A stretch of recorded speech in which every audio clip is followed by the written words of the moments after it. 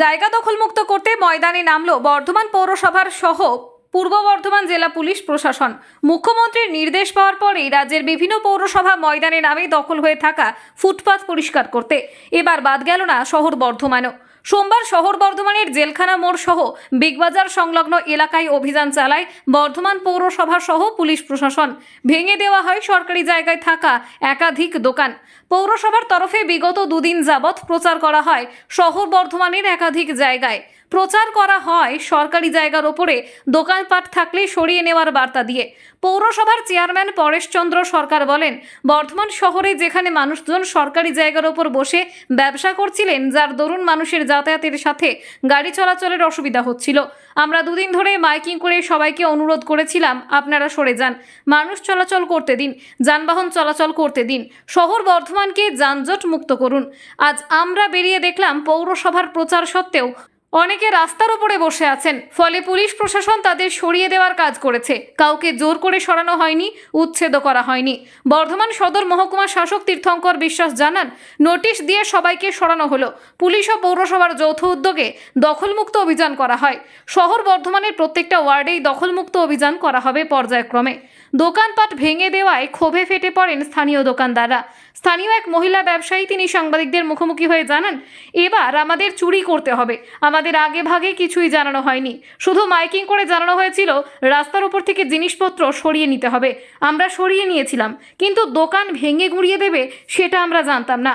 হঠাৎ করে এসেই ভেঙে দিল দোকান। এখন গরিব মানুষজন কোথায় যাবে? 17 বছর যাবৎ আমরা ব্যবসা করছিলাম, কিন্তু এখন কোথায় যাব, কি করব কিছুই জানি না। ব্যবসায়ী আজাদ আলী জানিয়েছেন, আমার দোকান শুধু ভাঙা হলো, আমাদের কোনো নোটিশ দেওয়া হয়নি। আমরা আগে জানলে দোকান খুলে নিয়ে রাখতাম। এখন কি করব, কিভাবে চালাবো আমাদের সংসার, কিছুই বুঝতে পারছি না। পৌরসভা থেকে লোন নেওয়া আছে, কিভাবে পরিশোধ করব সেই লোন? এখন সুইসাইড করা ছাড়া আমাদের কোনো উপায় নেই। যেটা আছে সেটাকে এভিকশন করা হলো, প্রেয়ার নোটিশ দিয়ে করা হয়েছে। 3 দিন ধরে মিউনিসিপ্যালিটি মাইকিং করেছে। আজকে পুলিশ, অ্যাডমিনিস্ট্রেশন এবং মিউনিসিপ্যালিটির যৌথ উদ্যোগে আজকে আমাদের পুরোটাই দখলমুক্ত করা হলো। স্যার, অনেকগুলো দোকানে ইলেকট্রিফিকেশন রয়েছে যথাযথ আইন অনুযায়ী, তাহলে তাদেরকে কেন ইলেকট্রিফিকেশন দেওয়া হচ্ছে?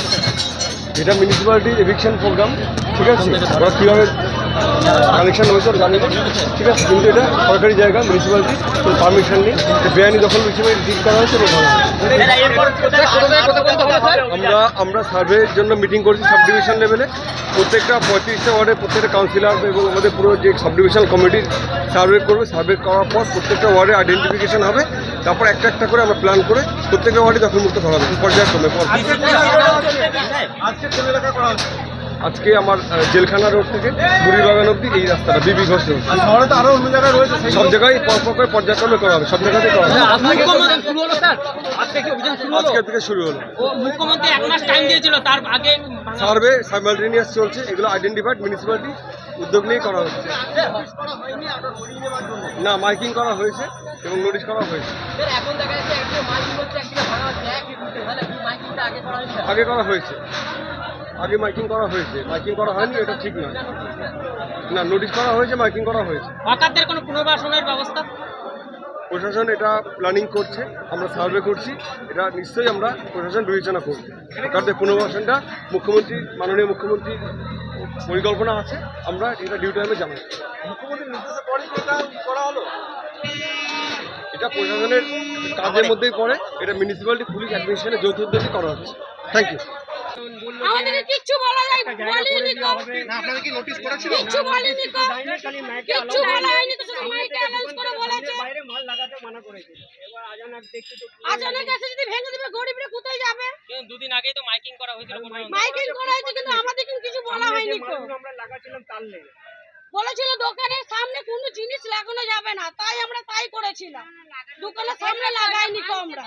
এইটা বলিনি আমাদের কি যে ভাঙা হবে, পুরো ভেঙে দিবে, যে পুরো ভেঙে একদম গুঁড়ো করে দিবে। আমরা দেখুন না সব আছে, সব আমাদের তাহলে আমরা কোথায় যাব? মিস্ত্রি ধরে এখানে ব্যবসা করছে। আমাদের 17 বছর থেকে আজকে ব্যবসা হচ্ছে।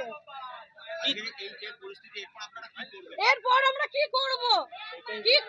এরপর মমতা ব্যানার্জিকে তার নিতে হবে, একটা ব্যবসার লেগে একটা লাইন আমাদেরকে দেখিয়ে দিতে হবে। মমতা ব্যানার্জিকে জানাবেন, কিছু করার নেই। ওই দিদি তো সব করছে বসে বসে, দিদি না করলে কিছু কেউ করতে পারবে না। ওই মমতা দিদি আজকে এসব করছে। বলছি আমরা এখানে করে কমে খাচ্ছিলাম, আমাদের দোকানটা শুধু শুধু ভাঙা হলো, আমাদের কোনো রিপোর্ট দেয়নি, কিছুই বলেনি কো। আমরা যদি এরকম যদি জানতাম আগে থেকে খুলে রেখে দিতাম, তা আমরা এখন কি করব? আমাদের সংসার কি করে চালাবো? পৌরসভা তো বলছে যে আগে থেকে মাইকিং করা হয়েছিল। মাইকিং করা যে আমাদের দোকানে তো বলে যায়নি কো, নোটিশও দেয়নি, কিচ্ছু বলেনি কো। আমরা পৌরসভা থেকে লোন নিয়ে আছে, দিদি যে লোন নিচ্ছে সেই লোন আমরা কি করে শোধ করব? এবার সুসাইড করার ছাড়া উপায় নেই, কিছু গলায় দড়ি দিতে হবে। আমার সংসার কি করে চালাবো? যেগুলো কাজ করা সেগুলো করছে না কো।